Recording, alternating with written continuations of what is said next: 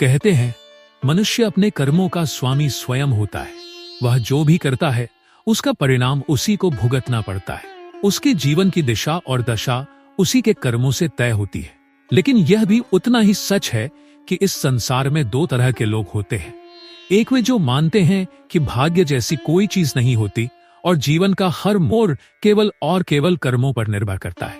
दूसरे वे जो भाग्यवादी होते हैं, यानी उन्हें यह विश्वास रहता है कि जो किस्मत में लिखा है वही होकर रहेगा, फिर चाहे वे कुछ करें या न करें। मनुष्य की पूरी जिंदगी इन्हीं दो विचारधाराओं के बीच घूमती रहती है। कर्म और भाग्य की यह रस्साकशी जीवन के हर मोड़ पर दिखाई देती है। कुछ लोग मेहनत करके अपनी तकदीर खुद लिखने की कोशिश करते हैं, तो कुछ हाथ पर हाथ धरे बैठे रहते हैं, यह सोचकर कि जो होना है वह तो होकर ही रहेगा। आज का युवा भी इसी दुविधा में उलझा हुआ है। वह चाहता है कि बिना किसी खास प्रयास के ही उसे सब कुछ मिल जाए। वह सफलता की ऊंचाइयों तक पहुंचना चाहता है, लेकिन परिश्रम करने से कतराता है। हालांकि सच तो यह है कि केवल भाग्य के सहारे बैठकर कुछ भी हासिल नहीं किया जा सकता। इतिहास गवाह है कि जो लोग कर्मठ होते हैं वे ही अपनी तकदीर बदलने में सक्षम होते हैं। कर्म और भाग्य का यह द्वंद्व जितना पुराना है उतना ही रहस्यमय भी। क्या केवल भाग्य ही इंसान की किस्मत तय करता है, या फिर उसके किए गए कर्म ही उसका भविष्य लिखते हैं?